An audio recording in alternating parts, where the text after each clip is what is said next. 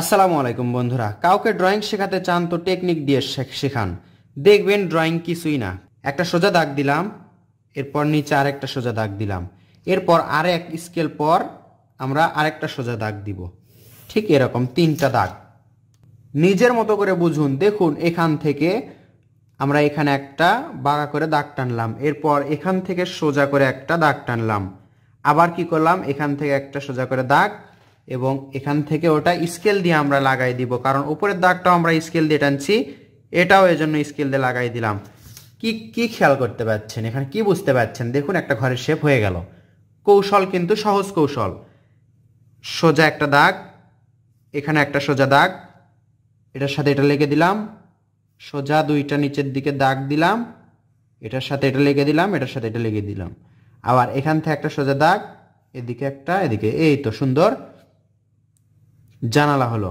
এর মাঝে একটা দাগ দিব, এর মাঝে আরেকটা দাগ দিলাম, সুন্দর একটা ঘর হয়ে গেল। দেখতে পাচ্ছেন কত সহজ কৌশলে একটা সুন্দর ঘর আঁকলাম। এরপর যে মাঝের যে দাগটা দেখতে পাচ্ছেন, এইভাবে সুন্দর করে ঘুরাতে হবে। দেখুন, এইভাবে সুন্দর করে ঘুরাতে ঘুরাতে এটার সাথে চালার সাথে লেগে দিব। আরেকটা কাজ করতে হবে, সেটা হচ্ছে এইভাবে উপর দিকে তুলে ঘুরে একটা সুন্দর অর্ধবৃত্ত করতে হবে। এটা কি হলো? এটা হচ্ছে সূর্য। আর এটা অলরেডি এটা পার হয়েই আছে। এখন আমরা পারে দুই একটা এইভাবে ঘাস আঁকবো। এখানে ঘাস আঁকলাম, এখানে এবং এখানে। দেখুন, সুন্দর একটা গোছালো গ্রামের দৃশ্য, একটি ঘর সহ।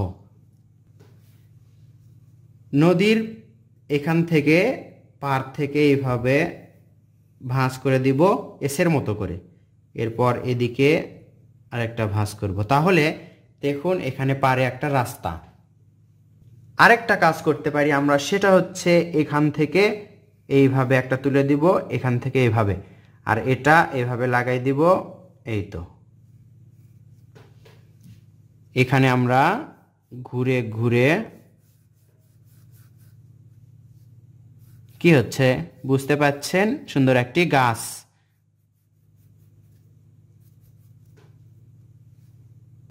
দৃশ্য আঁকা শেষ। এখন আমরা রাবার দিয়ে এই দাগটা মিশে দিব। বন্ধুরা, অনেকেই জিজ্ঞেস করেন যে আমি এটা কি রাবার ব্যবহার করছি। এটা অনলাইনে অর্ডার করা ইলেকট্রিক রাবার। এটা হচ্ছে ব্যাটারি চালিত, 200 থেকে 300 টাকার মতো দাম, আমার ঠিক মনে নেই। রং করার পর আমরা এখানে সূর্যরশ্মিগুলো আঁকবো, দেখবেন অনেক সুন্দর লাগবে। তো বন্ধুরা, চলুন রং করে দেখে আসি দৃশ্যটি দেখতে কেমন লাগে। রং করব আমরা প্যাস্টেল রং দিয়ে। দেখতে পাচ্ছেন আমরা গাছের ওপর দিকে হালকা সবুজ রং করছি। এই হালকা সবুজ রংটা আর কোথায় কোথায় ব্যবহার হবে একেবারে আমরা করে নিব। এখন হচ্ছে দূরে যে গাছপালা তার ওপর দিকে হালকা রং, এরপর আবার এখানে নিচে যেগুলো ঘাস দেখতে পাচ্ছি তার ওপরে এই হালকা সবুজ রং। হালকা সবুজ রঙের কাজ শেষ। এখন আমরা গাঢ় সবুজ রং, দেখতে পাচ্ছেন গাছের নিচের অংশের যে পাতাগুলো আছে সেগুলোতে করছি। নিচের দিকে গাঢ় থাকবে, ওপর দিকে হালকা। এই দূরে যে গাছপালা সেগুলোর নিচেও আমরা সবুজ রং করছি, গাঢ় সবুজ রং। এই ঘাসের নিচেও সবুজ রঙের কাজ শেষ। এরপর আমরা সূর্যতে করছি কমলা রং। কমলা রঙের কাজ আর কোথায় কোথায় আছে আমরা সেগুলোতে করে নিব। ঘরের চালার নিচের অংশে নিচের দিকে আমরা কমলা রং করে নিব। এরপর আমরা এই কমলা রংটাই আবার ঘরের দরজায় করে নিব। তাহলে কমলা রঙের কাজ শেষ। এখন আমরা লাল রং নিয়ে জানালার উপরের অংশে এবং ঘরের এই নিচের অংশে করব। এখন গোলাপি রং নিয়ে এটার সাথে মিলে দিব, এটাতেও করব। দেখবেন দেখতে অনেক সুন্দর লাগবে। একটু দ্রুত দেখার কারণে ভিডিওতে কাঁপাকাঁপি হচ্ছে, ভিডিওটি কাঁপছে। উপর দিকে হলুদ রং, এখানে সূর্যতে হলুদ রং দিয়ে এভাবে টেনে টেনে দিব। এখানে কাঠালি রং, এখানে বলতে পারেন এটা হচ্ছে কাঁচা হলুদ রঙের মতো, একবার হলুদ না কিন্তু।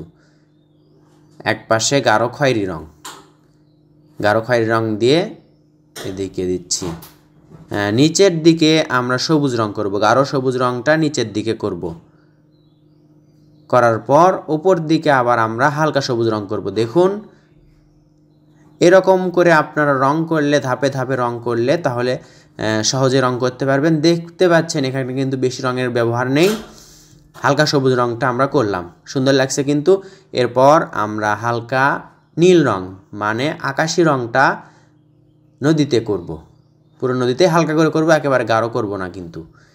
এরপর এই রঙটাই আবার আকাশে হালকা করে করব, টেনে টেনে দিব যেন সফট হয়, সুন্দর লাগছে। আশা করছি এই কৌশল আপনারা সহজ পদ্ধতিতে দৃশ্য আঁকতে পারবেন এবং রং করে বাচ্চাদেরকেও শেখাতে পারবেন। কেমন লাগলো অবশ্যই কমেন্ট করে জানাবেন, ভালো লাগলে লাইক কমেন্ট শেয়ার করবেন। ধন্যবাদ সবাইকে, আসসালামু আলাইকুম।